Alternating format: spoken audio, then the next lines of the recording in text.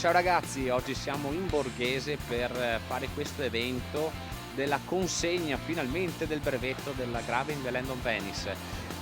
Dunque siamo qui per mangiare tutti in compagnia, verranno premiati chi ha completato ovviamente il minimo 12 percorsi dell'evento e basta. Questo è l'ambiente, la location in cui ceneremo.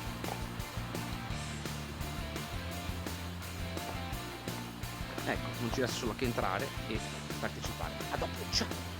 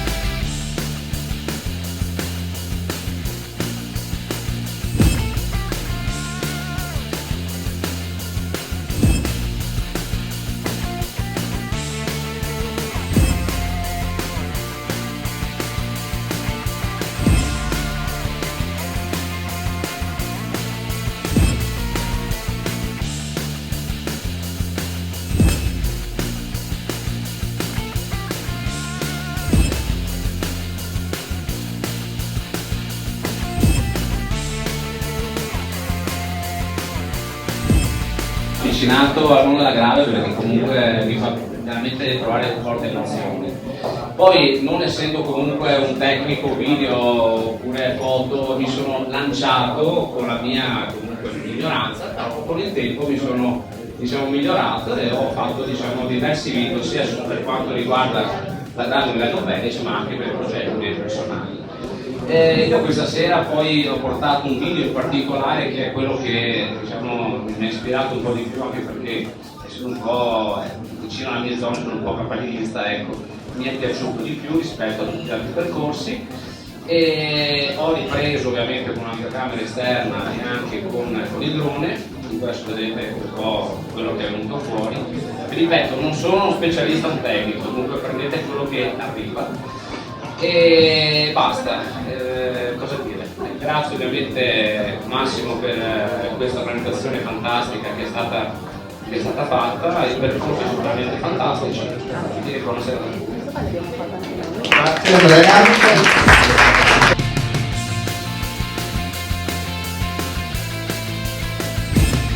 Medaglia possono andare per metri, medaglia, non so se ve lo ricordate.